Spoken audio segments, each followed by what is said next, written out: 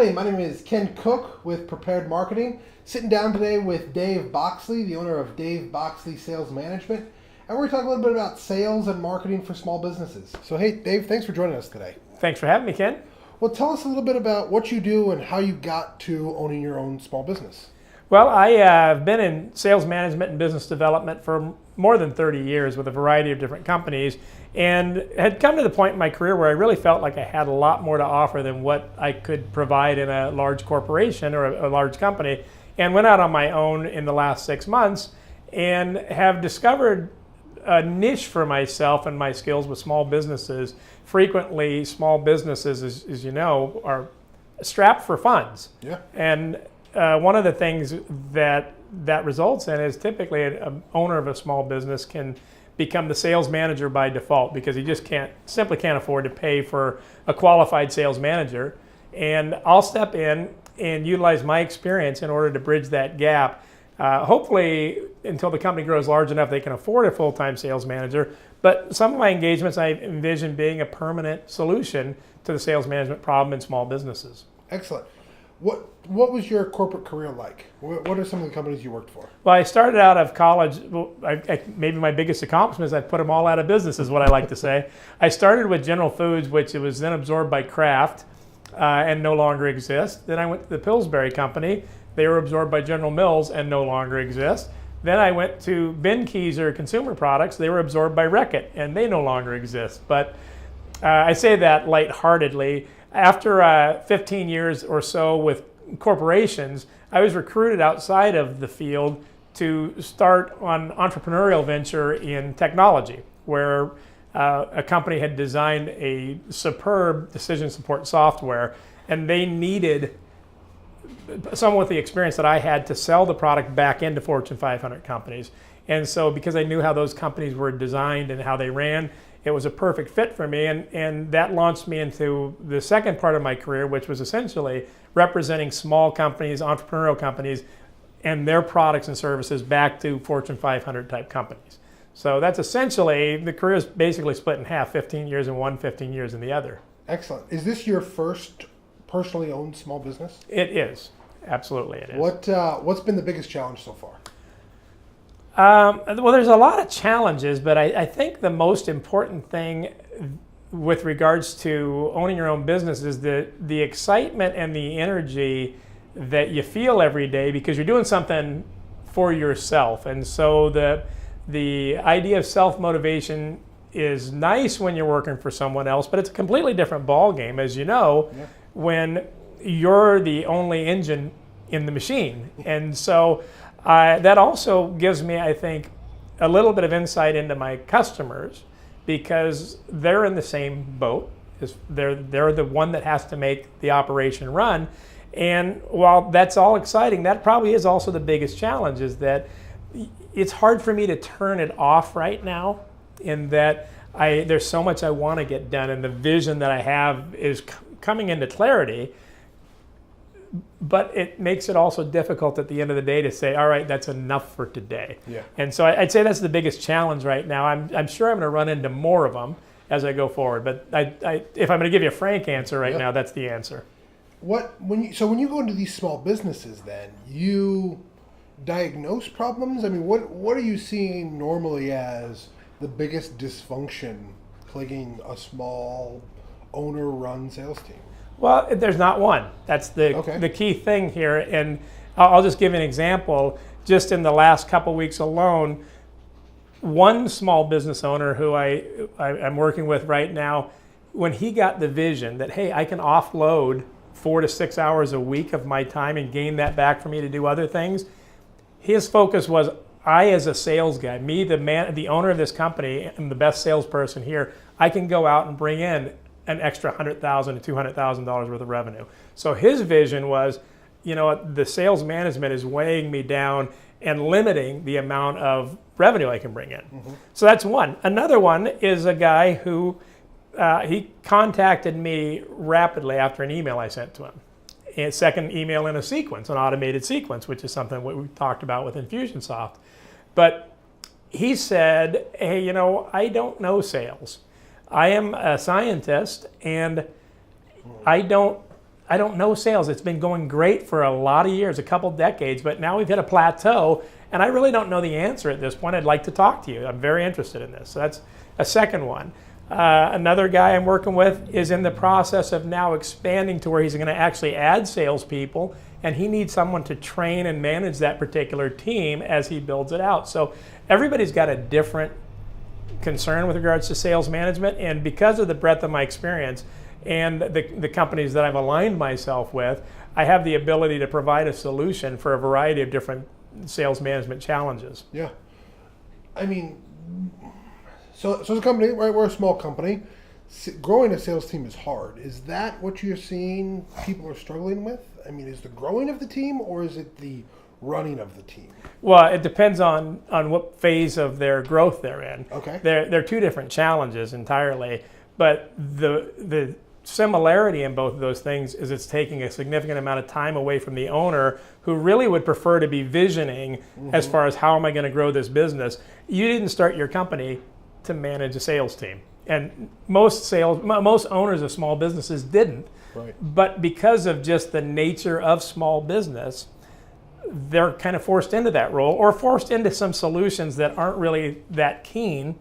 Like, for instance, one of the most common things that happens is a small business says, the owner of a small business says, look, I've got to get somebody else to manage the sales force. So they'll say, hey, who's my best salesperson? They'll put that person into a sales management role, and they, instead of solving one problem, they really create two, which is they lost the production of their number one salesperson, and number two, it's a completely different skill set that a sales manager is required to have than a salesperson. And so they typically will, in exchange for losing that production, they will gain a mediocre sales manager, and the process actually can spiral downward from there, because a lot of times they'll lose that salesperson who's not happy in the new role, and now they're really in a pickle. So, there's a lot of different things that are challenging.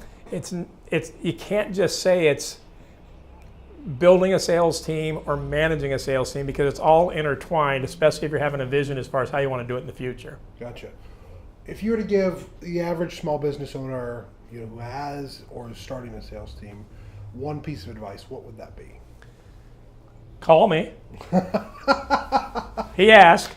But the number one thing I think that you want to have in a sales team for a small business is an acknowledgement of who you really have access to as far as salespeople, because salespeople are distributed on a bell curve just like anybody, and the best ones are out here on the end, and you might actually, as a small business owner, stumble into gaining one of those really, really top-notch salespeople, but only for a little while, because you can't pay them long enough to keep them out of the clutches of somebody who can pay them a couple $100,000 a year. So this middle ground, this big chunk in the middle of the bell curve, is what you're really drawing from.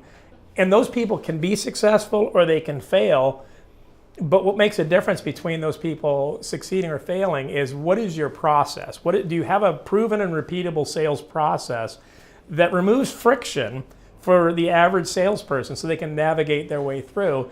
What we really find and I'm talking about over 30 years of experience, I've seen this. When you have a sales process that has hindrances in it, where it's not smooth, there are sales reps, people who will navigate their way through that and succeed. There always will be. But there will also be others who run into a challenge and they kind of throw up their hands and they say, well, you know what, I'm going to look for an easier deal to close right now. And so what happens is you have this inconsistency month to month. And I did a presentation on my website a few weeks ago where I addressed a question that someone had sent in to me, who had asked, how do I know if my sales process is broken? I understand process is important. How do I know if it's broken? Yeah. And the number one thing that I tell people is, if you're surprised by results, whether they're good results and you're cheering but you have no idea, you're like, I'm not going to break anything, it's going good right now, but you don't know what's causing that, that's a problem. A good problem, still a problem, because it's not replicatable. It's not predictable. And if your results go off of a cliff and you're scratching your head with the midnight oil and you just can't figure out what is going on, that's another sign. So if you don't understand where the results are coming from, that's an indication you need to revisit the process. Gotcha. So a couple of questions that I have with that. One, we all hear this ABC salesperson, right? Okay. Is it that as we're looking at this bell curve, there are just some people who are A's and some people who are B's and some people who are C's? Or is it that in this environment, this person is an A, this person is a B, this person is a C? That's a great question, actually. It really is. I'm not just flattering you on this one. The truth of the matter is, on a macro level, there are A's and there are B's and there are C's. There are people who just, their purpose in life is to be an effective salesperson. And by a salesperson, I mean a salesperson in the best sense, which is identify a problem that a client has and ask pertinent questions and show concern and really dig into it and find a way to solve your problem. Yeah. And by solving your problem with a solution, they succeed all the time. So there are people who are, I don't know if they're born that way, but they end up getting nurtured, either their nature or their nurture, they've got that. And then there are B's and C's for the same reason. But in a process like I described with the bell curve in the middle, what we find is if the process is broken, the B's and C's and D's are scattered all about it and you don't really know where they are. If the process works, you're going to have the lion's share of the people in there are going to be able to succeed. And what you find in that case is the ones that are not succeeding are really those people who are off the back end of the bell curve in that regard. So there's a little bit of both. So what you're saying is process trumps talent. Well, many times, oftentimes. I'll tell you what, if you're a small business owner, it's really the only card you've got to play long term.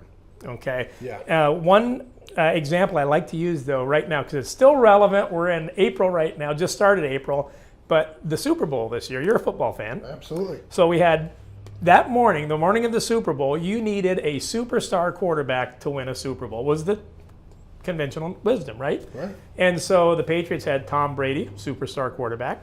Eagles had Nick Foles, not a superstar quarterback, okay? He won the Super Bowl, though.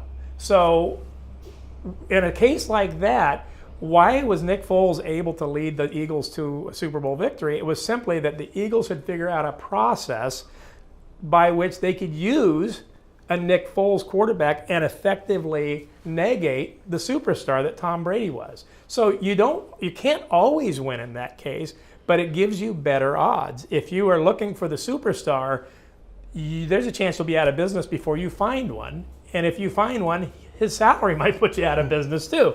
So, I mean, does that answer the question? Yeah. I mean, it's the reason McDonald's wins as a business despite hiring 15 through 17-year-olds on a regular basis. Exactly. I mean, their But process, the food is delicious, though. We'll have to agree on that too. Okay, so continue on. So let's go back to this idea of predictability in business. Okay. Because as a marketing agency, we come in to stabilize predictability a lot.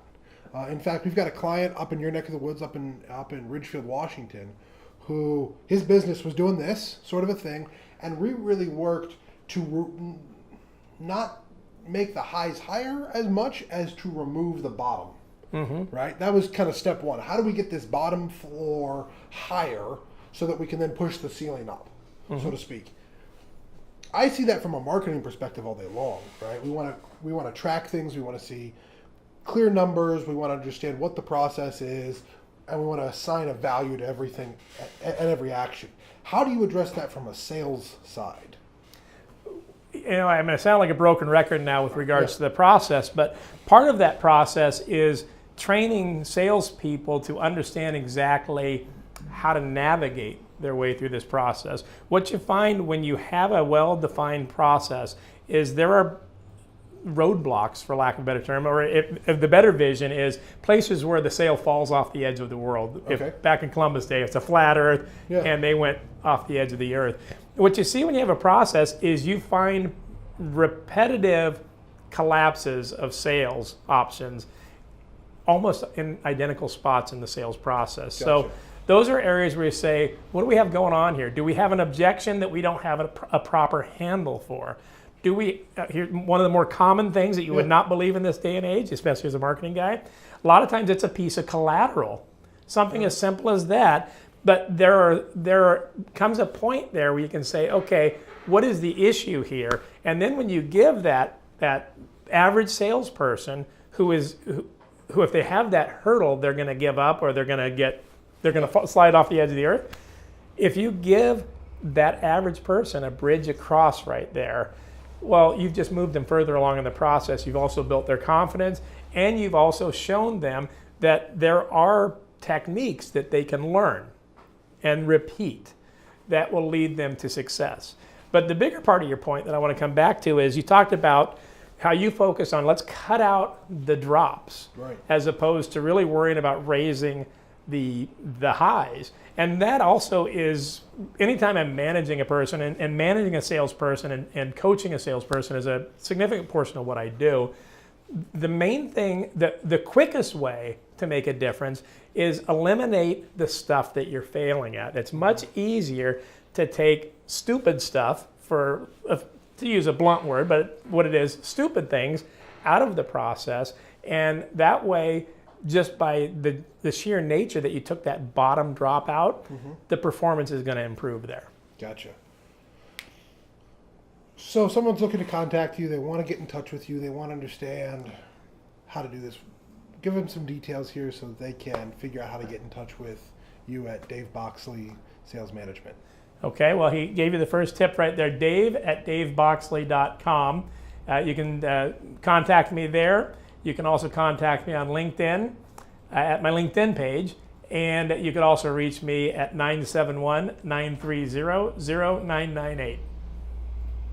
Excellent. Hey, thanks for sitting down with us today.